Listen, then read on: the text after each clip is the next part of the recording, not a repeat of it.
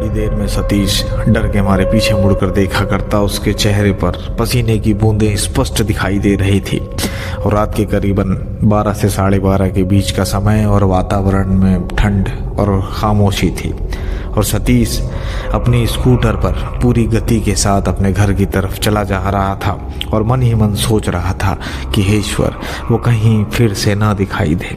और बस डर के मारे घर की तरफ पूरी तेजी के साथ बढ़ा चला जा रहा था कि तभी अचानक उसके सामने क्यों डरा हुआ था सतीश, किसका उसे खौफ था और वह इतनी रात को कहां से आ रहा था। यह सब बातें जानने के लिए बने रहिए हमारे साथ। स्वागत है आपका हमारे channel mysterious and horror stories में। बात है नागपुर की। समय है सन 1974। जनवरी का महीना था। कड़ाके की ठंड थी। सुबह के 10 या 10:30 बजे होंगे। सतीश अपनी दुकान में काम कर रहा था। सतीश की अभी 1 साल पहले ही उसकी शादी हुई थी और उसकी धर्मपत्नी गर्भवती थी और डॉक्टरों ने सतीश को बताया कि डिलीवरी में कुछ अड़चनें आ सकती है। तो सतीश मन ही मन यह सोचा करता कि मैं पैसों का इंतज़ाम कैसे करूँगा, कहाँ से लाऊंगा इतने सारे पैसे, अगर मेरी धर्मपत्नी को कुछ हो गया तो मेरा क्या होगा। बस इन्हीं सब ख्यालों की उधेड़-बुन में उसे आजू बाजू की चीज़ों का कोई होश नहीं रहता था। उसके बस दिमाग में यही चला करता कि मैं पैसों का इंतज़ाम कैसे करूँगा और बस यही सब ख्याल उसके दिमाग में चल रहे थे कि तभी अचानक एक आदमी उसकी दुकान पर आ पहुंचा। उस व्यक्ति को देखकर ऐसा लगा जैसे उसे अपना कुछ ख्याल ही नहीं है और चेहरे पर एक अजीब सी खामोशी और सन्नाटा पसरा हुआ था। वह दुकान पर आया और थोड़ी देर तक सतीश को देखता रहा और फिर उसने कहा। उस साइकिल पर आए हुए व्यक्ति ने सतीश को बताया कि गोसाई अखाड़े में बसंत गोसाई के यहाँ उसके बड़े भाई की मृत्यु हो चुकी है और सभी रिश्तेदारों के आने के बाद उसका अंतिम संस्कार किया जाएगा, या यूं कहा जाए कि उनकी समाधि का कार्यक्रम किया जाएगा। तो आपको 2 या 3 बजे के बीच चले आना है, क्योंकि सभी लोगों ने यही निर्णय लिया है कि आज कैसे भी करके उनका अंतिम संस्कार कर दिया जाएगा।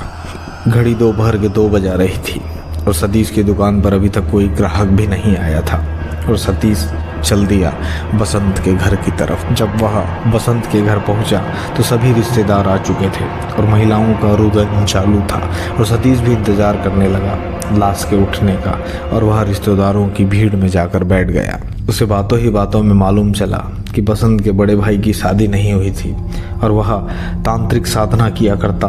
कि कुछ लोगों ने दबे आवाज़ में ये तक कहा कि इसने मशान भैरव को सिद्ध किया हुआ था और कुछ लोगों ने कहा कि इसकी जान भी उसी मशान भैरव की वजह से गई है। जितने मुंह उतनी बातें। सतीश ने सोचा कि मुझे इससे क्या फ़र्क पड़ता है। जब सतीश को बोला गया फ़ोटो खींचने तो वह अपने काम में लग गया और आखिरकार सब लोग लाश को शमशान में ले आए और जाप चालू था। राम नाम सत्य है, राम नाम सत्य है, सबकी यही गत है। लेकिन इन सब के बीच सतीश ने यह गौर किया कि बहुत कम लोग ही उस लाश के पास जा रहे थे और बाकी सभी लोग उसके पास जाने से डर रहे थे। लेकिन यह डर कैसा, क्योंकि सतीश ने सुन रखा था कि गोसाई लोग भूत प्रेत नहीं बना करते हैं। फिर कैसा डर। सतीश अपने मन में निश्चिंत हो चुका था और उसे उसका काम करके चले जाना था। शाम के 4-4:30 बजे का वक्त हो चला था और अभी से शाम की आहट आने लगी थी। ठंडी हवाओं के कारण वातावरण और रहस्यमय हो चला था। सतीश के फोटो खींचने के बाद लाश को समाधि देने की प्रक्रिया चालू हुई। सब लोग एक एक करके आते रहे और पूजा करते रहे और सबसे अंत में सतीश को बोला गया कि समाधि के अंदर की एक फ़ोटो ले लो। सतीश जब अंदर उतरा और फोटो खींचने के लिए कैमरा सेट करने लगा, तभी उसने देखा कि एक बड़ी सी सोने की अंगूठी लाश के पास रखी हुई है। एक क्षण सतीश को लगा कि अपने को क्या करना है और दूसरे ही क्षण उसे ध्यान आया कि उसे डॉक्टर ने क्या बोला था और आखिरकार सिद्धांत हार गए और ज़रूरत जीत गई और सतीश ने चुपके से वह अंगूठी उठाकर अपने हाथों में दबा ली और सतीश के बाहर आते ही सब लोगों ने मिट्टी देने की रस्म शुरू कर दी। लेकिन सतीश के मन में तो बस यहाँ से जाने की जल्दी थी, क्योंकि वह अंगूठी का वजन और प्राइस पता करना चाहता था। सतीश मन ही मन खुश भी था कि अब शायद उसकी समस्या हल हो जाएगी, लेकिन वो नहीं जानता था कि भविष्य में उसके साथ क्या होने वाला है। और आखिरकार आधे घंटे बाद जब अंतिम विधि समाप्त हुई तो सतीश चल दिया अपने स्टूडियो की तरफ, और उसके मन में बस यही ख्याल चल रहा था कि सबसे पहले उस अंगूठी को देखते हैं। और जब उसने दरवाज़ा खोलकर लाइट ऑन की, उसे ऐसा लगा जैसे किसी कोने में उस लाश का चेहरा दीवार से उसे घूर रहा है, लेकिन गौर से देखने पर उसे कुछ दिखाई नहीं दिया। तो सतीश ने सोचा कि शायद यह उसके मन का वहम है, और उसने तो अंगूठी अपने जेब से निकाली। थोड़ी देर उस अंगूठी को गौर से देखने के बाद उसके मन में अजीब सी बेचैनी होने लगी और उसे लगा कि उसे कोई देख रहा है। तभी एक व्यक्ति उसकी दुकान पर आया और उसने अपनी फ़ोटो की बात कही। तभी सतीश ने अंगूठी को जेब में रखा और